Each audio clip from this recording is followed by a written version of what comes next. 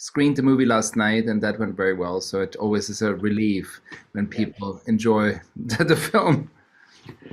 I mean, it must be great to actually get to sit down and see it with a proper audience as well. Because it's like it's a real crowd pleaser, isn't it? It's one that you want to see with a big group if you can. So Exactly. That's, I was just mentioning it to the person I spoke before because it's like about a man who has sort of given up his life and the community comes together and it becomes this life affirming film. But I think it's much nicer to see it in a theatrical setting with people around you to go on that emotional roller coaster versus at home seeing it by yourself.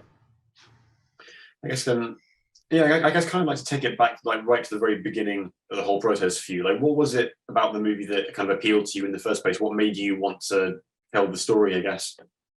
I read the book first and made me laugh and cry, and then I realized, oh, there's a movie was already made out of this book, and so I watched Hannes Holm's Swedish version of the film, and I thought that's a terrific one. And I thought, the book is very much the characters of Ove and Otto now are very universal characters, almost like Shakespearean, like Hamlet, that you can set them in every culture. And I felt more people would love to enjoy the story and these characters. And I think setting it in America would feel very organic.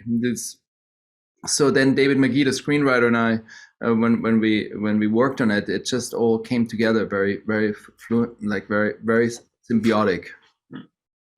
And so it was, pardon me, did you have anyone else, sort of like a list of people to play Otto, or was it just Hanks from day one and that's who you wanted to play the part?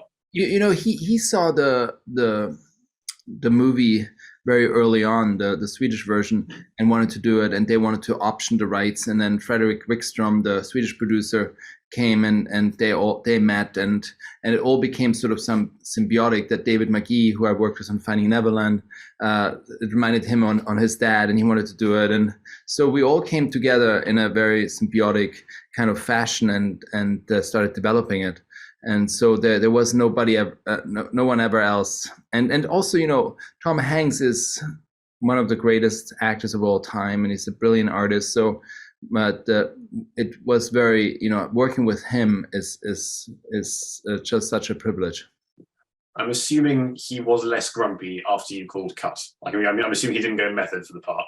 No, he doesn't. He is so lovely and respectful, and he's known as the nicest man in Hollywood, which is very true.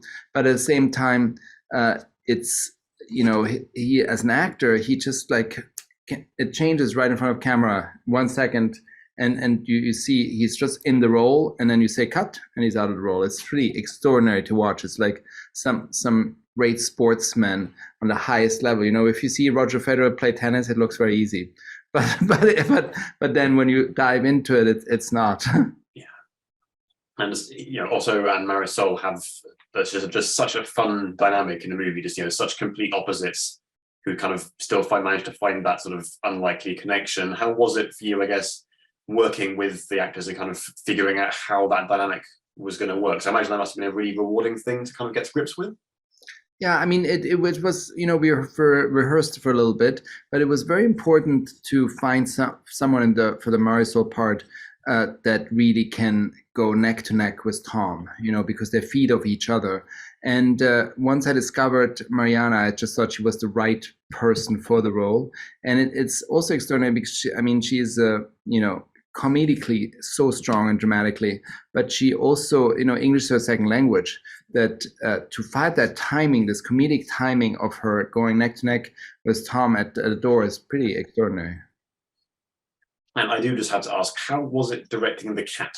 Because I'm just kind of sitting there watching Hanks hold the cat and just thinking my cat would just be squirming and scratching and trying to get free. I'm always very impressed when you can find a cat that will actually cooperate, basically. Yeah, the cat's name is Schmegel, and Schmegel was really 90% of what you see in the movie is Schmegel, and 10% is CG. But sometimes Schmegel just cooperated and was easy and lovely and loved Tom and being petted by Tom. But sometimes Schmegel just walked off the set and that was it for the day.